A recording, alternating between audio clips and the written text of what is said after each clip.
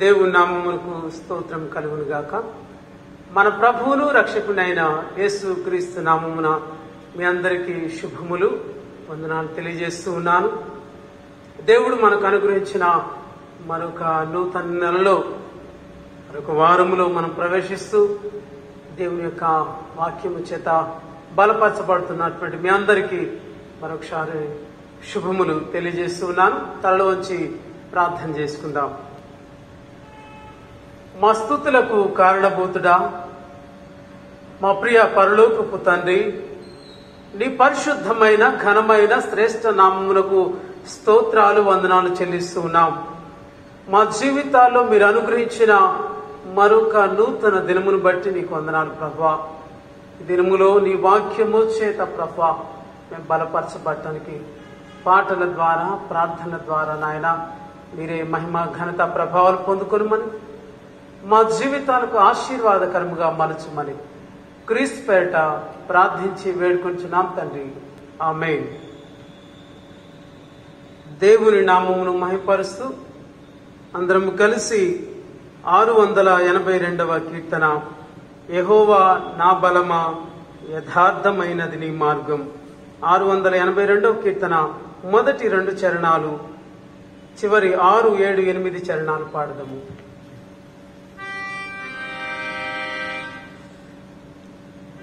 యెహోవా నా బలమా యథార్థమైనది నీ మార్గం, పరిపూర్ణమైనది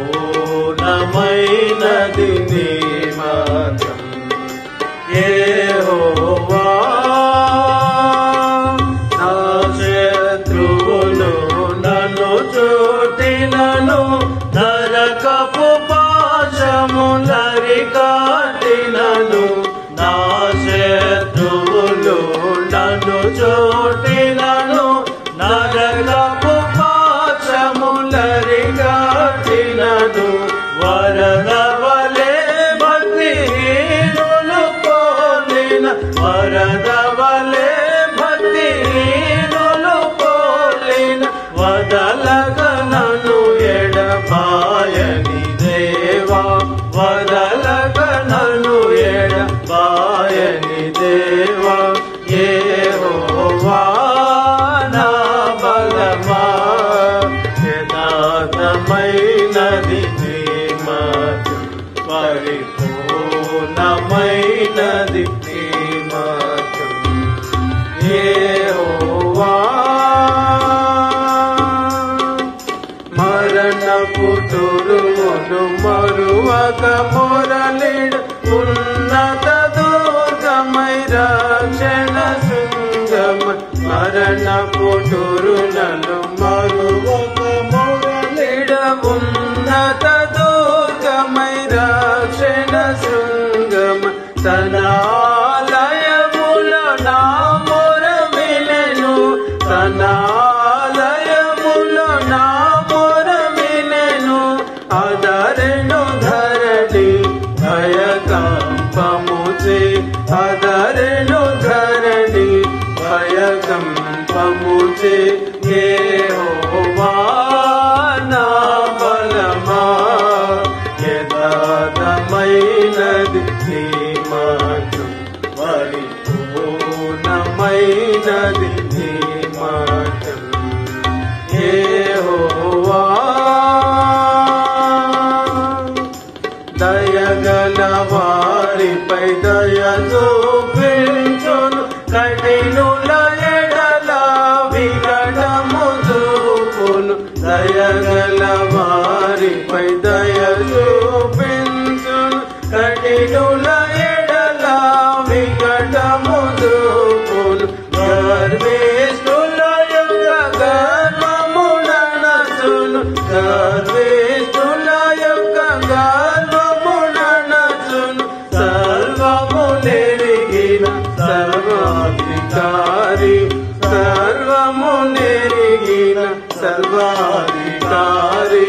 యెహోవా నా బలమా యథార్థమైనది నీ మార్గం, పరిపూర్ణమైనది నీ మార్గం.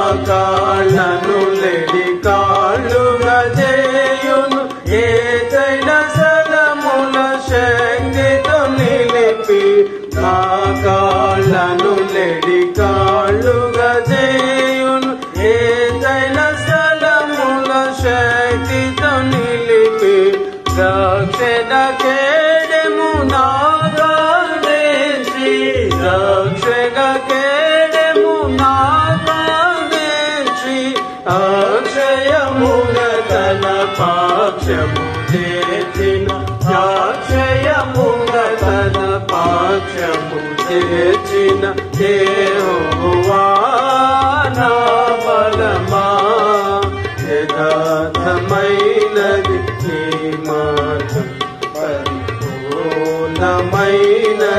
నీ మార్గం యెహోవా యెహోవా జీవము గల దేవా బహుగా స్తుతులకు అర్హుడ నీవే యెహోవా జీవము గల దేవా బహుగా స్తుతులకు అర్హుడ నీవే అన్యజనులలో ధన్యత చూపుచు అన్యజనులలో ధన్యత చూపుచు హల్లెలూయా స్తుతి గానము చేసేద హల్లెలూయా స్తుతి గానము చేసేద యెహోవా నా బలమా యథార్థమైనది నీ మార్గం పరిపూర్ణమైనది నీ మార్గం యెహోవా.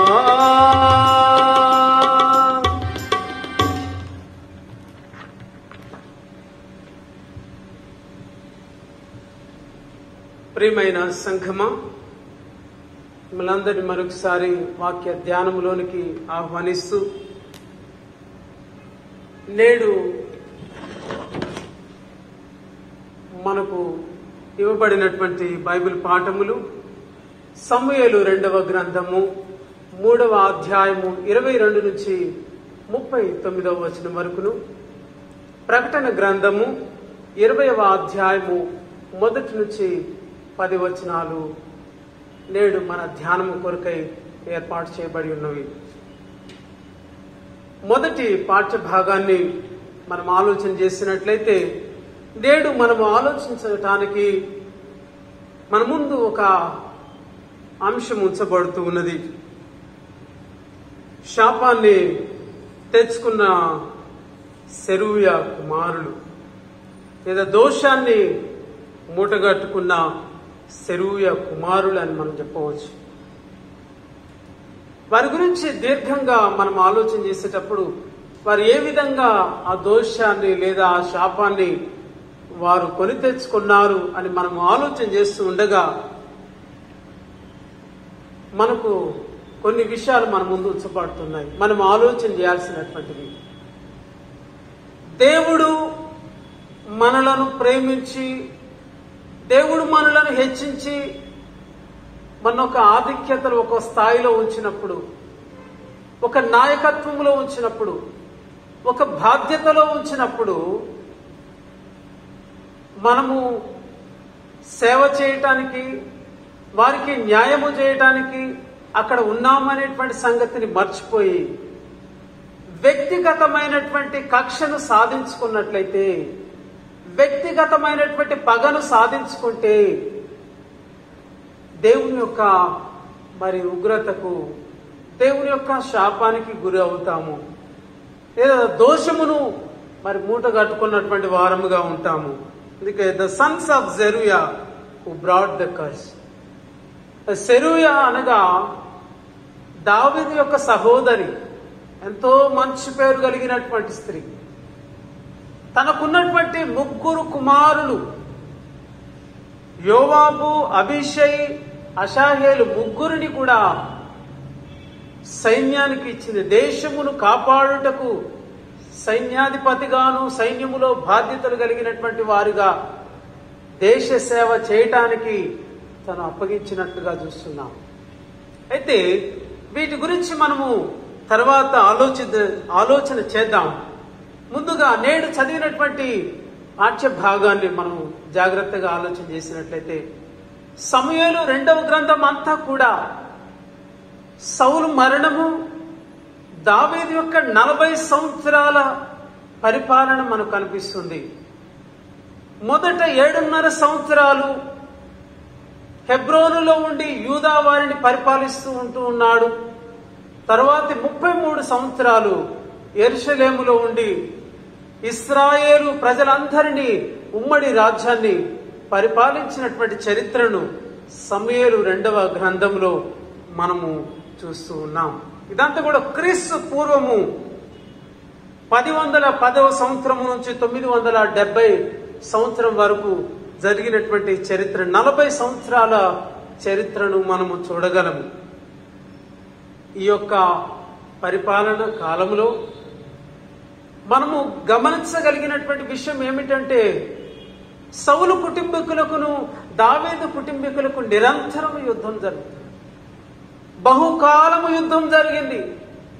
ఆ యుద్ధ కాలంలో దావీదు కుటుంబీకులు, దావీదు వారు దినదినము ప్రబలారు. They became stronger and stronger. సౌలును తన కుటుంబీకులు అంతకంతకు నేర్సిల్లిపోయినట్టు చూస్తూ ఉన్నాం. They became weaker and weaker, బలహీనులుగా నేర్సిల్లిపోయినట్టు చూస్తున్నాం. ఎందుకు ఈ సంఘటన చెప్తున్నానంటే దావీదు కుటుంబీకులను సౌలు కుటుంబీకులు కలిసి యుద్ధం చేస్తున్నటువంటి సమయంలో సౌలుకు సైన్యాధిపతి, సౌలుకు సహోదరుడు అయినటువంటి అబ్నేరు సౌలు కుటుంబీకులు బహుగా సహాయం చేసినవాడు, సైన్యాధిపతిగా ఉన్నటువంటి వాడు. అంత మాత్రమే గాక సౌలు తదనంతరము బెన్యామీనీయులు ఇశ్రాయేలీలు ఆయా గోత్రముల వాటన్నిటి మీద ఇష్బోషెతును రాజుగా పట్టాభిషేకం చేసిన వాడు అబ్నేరే. సౌలు కుటుంబీకుల పక్షంగా అంతగా నిలబడినటువంటి అబ్నేరు ఇక్కడ దావీదు వైపు ఏ విధంగా మరలగలిగాడు, దావీదును ఏ విధంగా రాజుగా నియమించటానికి, రాజుగా చేయడానికి తాపత్రయపడుతున్నాడో ఇక్కడ మనం గమనించవచ్చు. వాస్తవంగా సౌలు కుమారుడైన ఇష్బోషెత్తో అబ్నేరుకు వచ్చినటువంటి వివాదం సౌలు యొక్క ఉపపత్ని విషయంలో, రిస్పా విషయంలో, సౌలు యొక్క ఉపపత్ని అయినటువంటి రిస్పా విషయంలో ఇష్బోషెతుకును అబ్నేరుకు వచ్చినటువంటి వివాదం ఎంతవరకు అబ్నేరు సౌలు కుటుంబాన్ని బలపరిచాడు.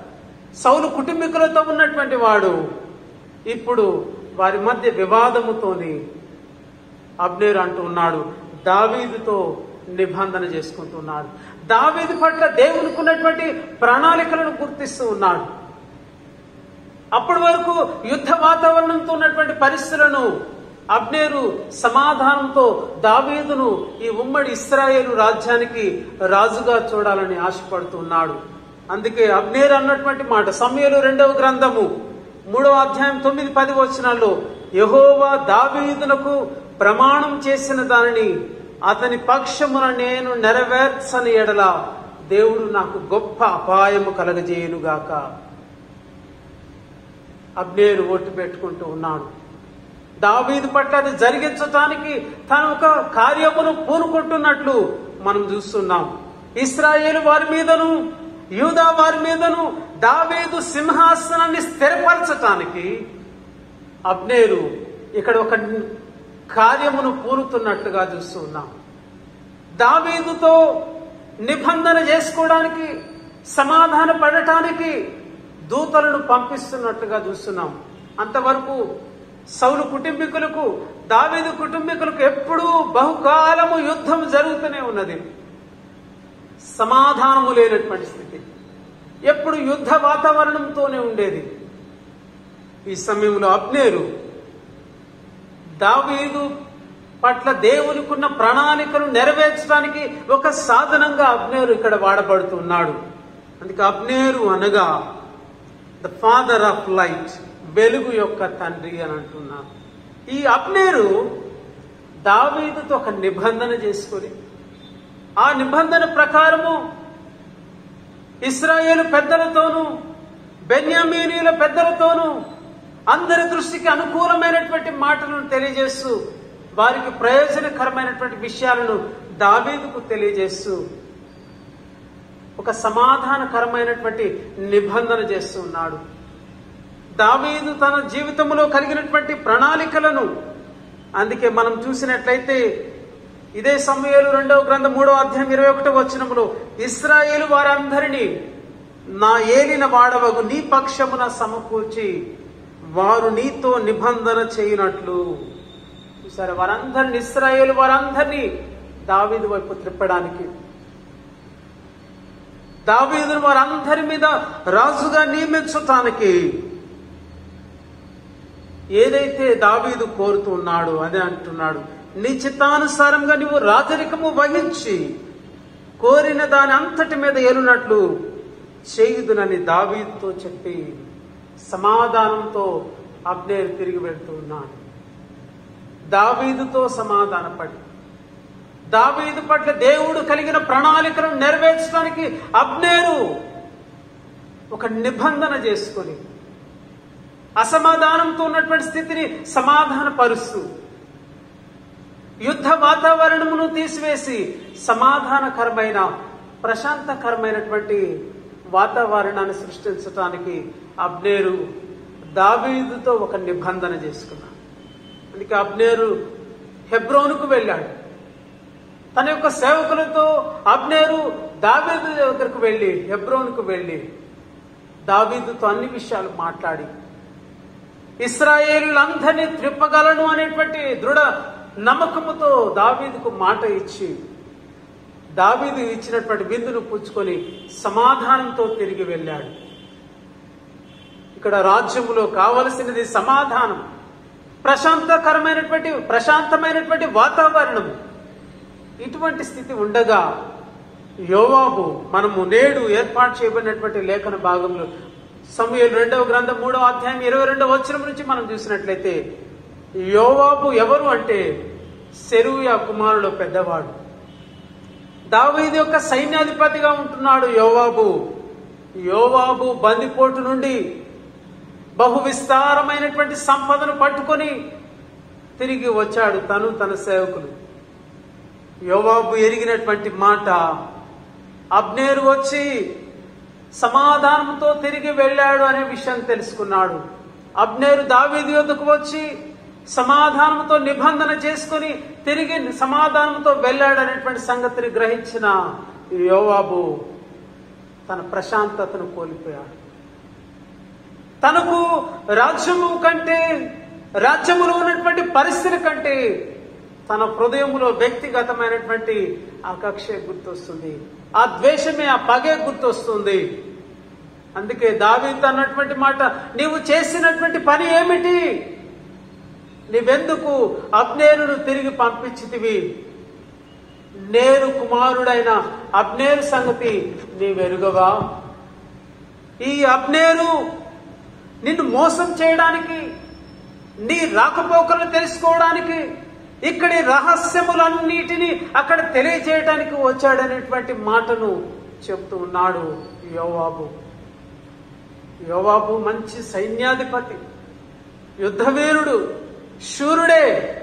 కానీ ఇక్కడ చెప్తున్నటువంటి మాటలు, దావీదుతో అనేటువంటి మాటలను బట్టి మనం చూస్తే యోవాబు మనసులో ఉన్నటువంటి ఆలోచనలు మనకు అర్థమవుతున్నది. యోవాబు దూతలను పంపించి అబ్నేరుడు వెనకకు పిలిపించి తీయటి మాటలతో మాట్లాడినట్టుగా ఏకాంతముగా హెబ్రోనులోకి తీసుకొని వచ్చి కత్తితో పొడిచినట్టుగా చూస్తూ ఉన్నాం. దీనికి ఉన్నటువంటి వెనకటి పగ ఏమిటి? దానికి యోవాబుకున్నటువంటి కక్ష ఏమిటి అని మనం చూసినట్లయితే అషాహేలును ఏ విధంగా మరి అబ్నేరు చంపాడో మనం చూస్తున్నాం. వాస్తవంగా ఏమిటి దీనికి జరిగినటువంటి సంఘటన ఏమిటి అంటే,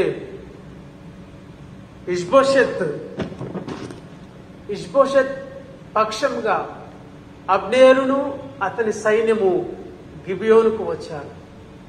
దావీదు పక్షముగా యోవాబును అతని సహోదరుడైన అభిషై, అషాహేలును, ఇతర సేవకులను గిబియోనుకు వచ్చి యుద్ధానికి వచ్చినట్టుగా ఉన్నారు. యుద్ధానికి వచ్చినటువంటి సమయంలో యోవాబు అబ్నేరు మధ్య జరిగినటువంటి సంఘటనలు అబ్నేరు అంటున్నాడు, మన మధ్య యవనస్తులు మల్ల చేష్టలు చేయవచ్చునా అన్నప్పుడు యోవాబు సరే అన్నాడు. యవనస్తులు ఖడ్గములు పట్టుకొని వాడి అయినటువంటి ఖడ్గములతో యుద్ధము చేస్తూ ఒకరిని ఒకరు పొడుచుకొని చనిపోయినట్టు చూస్తున్నాం. అందుకే దానిని వాడిగల కత్తుల పొలం అన్నారు. యవనస్తులు అందరు పొడుచుకొని చనిపోయారు, ఎవరు కూడా మిగలలేదు. ఆ సమయంలో యోవాబు సహోదరుడైనటువంటి అషాహేలు అబ్నేరును తరుముతూ ఉన్నాడు. అబ్నేరును పరిగెత్తిస్తూ ఉన్నాడు, తరుముతూ, కుడికి గాని ఎడమకు గాని తిరగకుండా తరుముతూ ఉన్నాడు అబ్నేరును. అబ్నేరు వెనుకకు తిరిగి, నీవు యోవాబు సహోదరుడువా అషాహేలు అని అడిగినప్పుడు అవును అన్నప్పుడు, నేను నిన్ను చంపి ఏ విధంగా నీ యొక్క సహోదరుని ముఖాన్ని నేను చూడగలను, నీవు కుడికి గాని ఎడమకు గాని తిరుగు అన్నప్పుడు అషాహేలు తిరగను అని మొండిగా అతడు పరిగెత్తుతూ అబ్నేరును తరుముతున్న సమయంలో 2 మార్లు వార్నింగ్ ఇచ్చినటువంటి అబ్నేరు తన దగ్గర ఉన్నటువంటి ఈటె మడమతో అషాహేలును పొడిచినట్లుగా చూస్తున్నాం. అషాహేలు అక్కడ మరణించినట్లుగా చూస్తున్నాం. ప్రియమైన సంఘమా, ఈ సంఘటనలో వాస్తవంగా చేయాలని చేసిన, అది అనుకోకుండా జరిగిన, అది వారి మధ్య వైరానికి దారి తీసినట్టుగా చూస్తున్నాం. అందుకే అబ్నేర్ అన్నటువంటి మాట, కత్తి చిరకాలము భక్షించున అది తుదకు ద్వేషమునకే హేతువగును గదా, దానికే కదా కారణమయ్యేదని అబ్నేరు యోవాబుతో అంటున్నాడు. ఆ విధంగా యోవాబు అభిషై తన యొక్క తమ్ముని పట్ల చేసినటువంటి కార్యమును మనసులో ఉంచుకొని ఇక్కడ అబ్నేరును పొడిచి చంపినట్టుగా చూస్తూ ఉన్నాం. వ్యక్తిగత విషయాలను రాజ్య విషయంలోకి తీసుకుని వచ్చి ప్రజలందరికీ సమాధానం తీసుకుని వస్తా అన్నటువంటి అబ్నేరును వ్యక్తిగతమైనటువంటి పగతో, వ్యక్తిగతమైనటువంటి ద్వేషముతో చంపుతున్నట్లుగా మనం చూస్తున్నాం. అందుకే దావీదు అన్నటువంటి మాట, నేనును నా రాజ్యమును ఈ అబ్నేరు ప్రాణం తీయుట విషయంలో యెహోవా సన్నిధికి ఎప్పటికీ నిరపరాధులమే. దావీదు అన్నటువంటి మాట, నేను నిరపరాధిని, నా రాజ్యము నిరపరాధులము, ఈ విషయంలో మాకు ఎటువంటి పాలు పంపులు లేదు. ఎందుకంటే ఇందులో దావీదు యొక్క ప్రమేయం లేదు. దావీదు యొక్క సైన్యాధిపతి అయినప్పటికీ యోవాబు దావీదు యొక్క మనసును, దావీదు యొక్క ఇష్టాన్ని తెలుసుకోకుండానే తన యొక్క ఇష్టానుసారముగా అబ్నేరును చంపినట్లుగా చూస్తూ ఉన్నాం. దేవుడు సెరూయా కుమారులను ఎంతగా హెచ్చించాడు, యోవాబును ఎంతగా హెచ్చించాడు సైన్యాధిపతిగాను, అభిషేని ఎంతగా హెచ్చించాడు, అషాహేలుని ఎంతగా హెచ్చించాడు. అడవి లేడీ వలె గంతులు వేయగలిగేటువంటి తలాంతును అషాహేలుకు దేవుడు ఇచ్చినట్టుగా మనం చూస్తున్నాం. ఇంత తలాంతులు కలిగినటువంటి అషాహేలు ప్రాణాన్ని పోగొట్టుకున్నాడు. ఆ తర్వాత జరిగినటువంటి కార్యము, దానిని బట్టి యోవాబు మీదకి దోషం వచ్చినట్లుగా మనం చూస్తున్నాం. అందుకే దావీదు అంటూ ఉన్నాడు, ఈ దోషము యోవాబు మీదను అతని తండ్రి ఇంటికి పుట్టిన వారందరి మీదను మోపబడాలి. ఆ దోషము యోవాబు మీదకి వస్తూ ఉన్నది. వారు ఎంతగానో దేశానికి సేవ చేసేవారు, కానీ ఇప్పుడు దోషాన్ని వారి ఇంటి మీదకి తెచ్చుకుంటూ ఉన్నారు. అంత మాత్రమే కాదు, ఇక్కడ ఇచ్చినటువంటి 5 దోషాలు, శాపాలు వారి మీదకి వస్తున్నాయి. స్రావము గలవాడుగాను, కుష్ఠరోగం గలవాడుగానైనను, కర్ర పట్టుకొని నడుచువాడైనను, ఖడ్గము చేత కూలువాడైనను, ఆహారము లేనివాడైనను ఉండకపోవును గాక.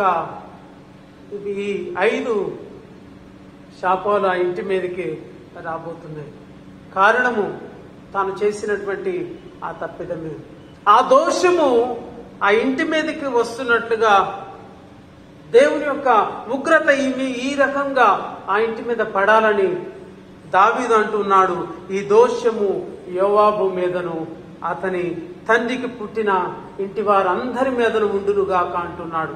అంత మాత్రమే కాకుండా చివరి భాగంలో మనం చూసినట్లయితే దావీదు అబ్నేరు సమాధి యొద్ద ఎలుగెత్తి ఏడ్చుచూ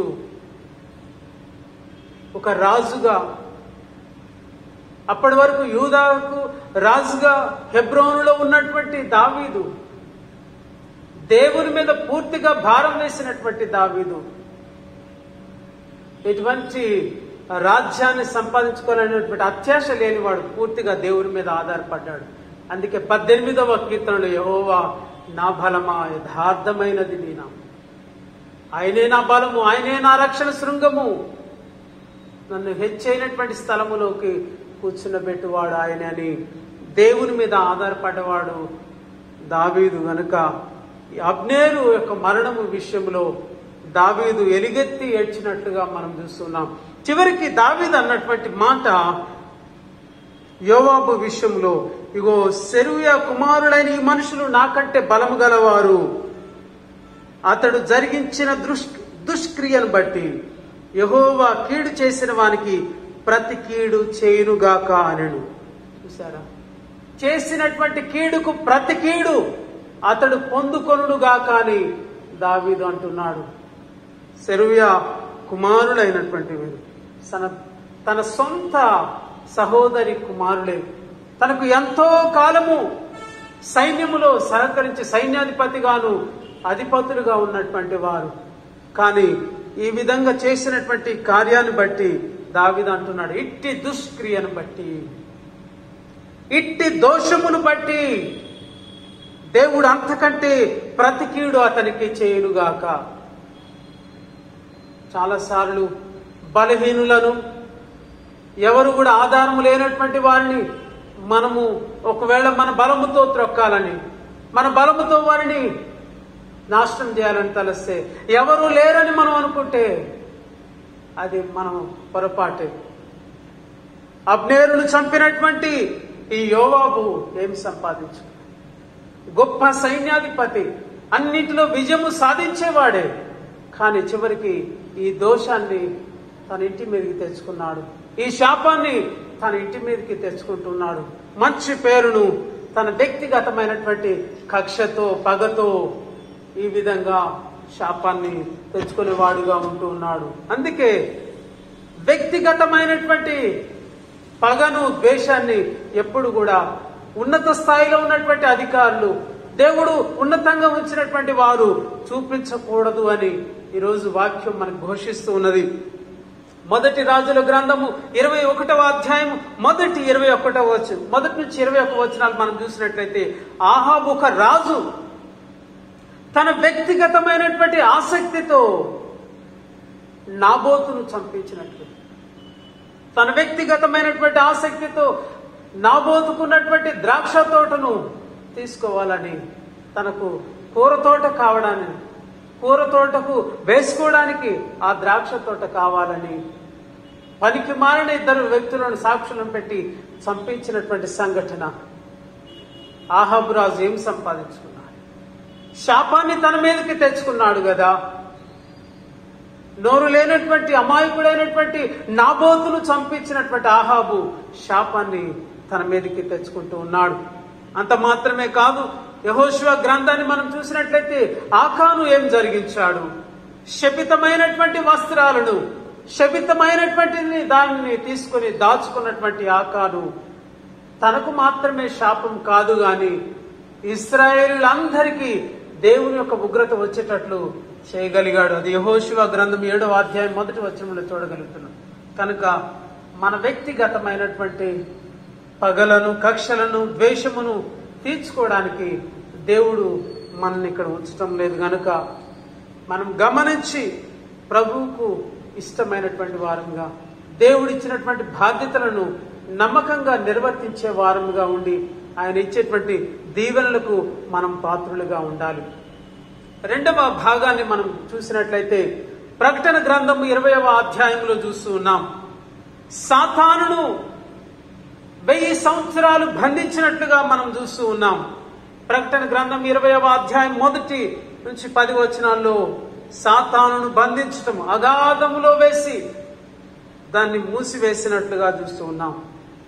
మనుషులను మోసం చేసేటువంటి ఆది సర్పము, అపవాది సాతాను అనేటువంటి ఘట సర్పాన్ని పాతాళములో వేసి బంధిస్తున్నారు, అగాధములో వేసి దాన్ని బంధిస్తున్నారు. ఇది ఎందుకంటే మనుషులను మోసం చేస్తూ ఉన్నారు.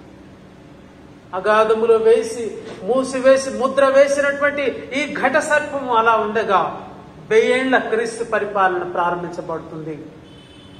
ఈ 1000 ఏళ్ల క్రీస్తు పరిపాలనలో అక్కడ ఉన్నటువంటి ఆ సింహాసనం మీద ఆయనతో కూడా ఈ రాజ్య పరిపాలన చేయగలిగేది ఎవరు అంటే క్రూర మృగానికి మ్రొక్కనటువంటి వారు, దాని ప్రతిమకు నమస్కారము చేయనటువంటి వారు. ఇంకా అంటున్నాడు, దాని ముద్రను నొసళ్ళ మీద చేతుల మీద వేసుకొనకుండా దేవుని కొరకు ప్రత్యేకపరచబడినటువంటి వారు, యేసు క్రీస్తుని గురించి సాక్ష్యం ఇచ్చినటువంటి వారు, దేవుని వాక్యము నిమిత్తము శిరచ్ఛేదనము చేయబడినటువంటి వారు క్రీస్తు కూడా రాజ్యము చేస్తారు. క్రీస్తు కూడా న్యాయ విమర్శ చేయడానికి అధికారం ఇవ్వబడుతుంది అని ఈ వాక్యం సెలవిస్తుంది. గనుక ఇక్కడ అంటున్నారు, మహాశ్రమల కాలములో హతసాక్షులైనటువంటి వారు, ఆయన కోసం నమ్మకంగా జీవించినటువంటి వారు, విశ్వాసముతో విధేయతతో ప్రభు కొరకు జీవించినటువంటి వారు ఈ 1000 ఏళ్ల పరిపాలన కాలంలో, క్రీస్తు యొక్క 1000 ఏళ్ల పాలనలో నీవు కూడా ఆయనతో ఉంటావు. నీవు పరిశుద్ధుడువుగా, నీవు ధన్యుడవుగా, దేవునికి నీ క్రీస్తుకును యాజకులై క్రీస్తు కూడా 1000 ఏళ్ల రాజ్య పరిపాలనలో నీవు నేను కూడా ఉండగలం. ఎప్పుడంటే ఆయన కొరకు నమ్మకమైనటువంటి బిడ్డలుగా జీవించాలి, ఆయన కొరకు నమ్మకమైనటువంటి సాక్షులుగా, హతసాక్షులుగా జీవించినప్పుడు, విధేయతతో విశ్వాసముతో నమ్మకమైనటువంటి జీవితాన్ని జీవించినప్పుడు దేవుడు మనల్ని తగిన కాలములో హెచ్చిస్తాడు. వీరంతా నమ్మకమైనటువంటి జీవితాన్ని జీవించారు, మరణం వరకు నమ్మకంగా జీవించారు. కనుక వారు 1000 ఏళ్ల పరిపాలనలో క్రీస్తు కూడా ఆ సింహాసనం మీద ఆసీనులై ఉన్నారు. మరి సాతానుకు శాశ్వతమైనటువంటి శిక్షను వేస్తూ ఉన్నారు. మోసపరిచినటువంటి అపవాదిని అగ్ని గంధకములు గల గుండములో పడవేస్తూ ఉన్నారు.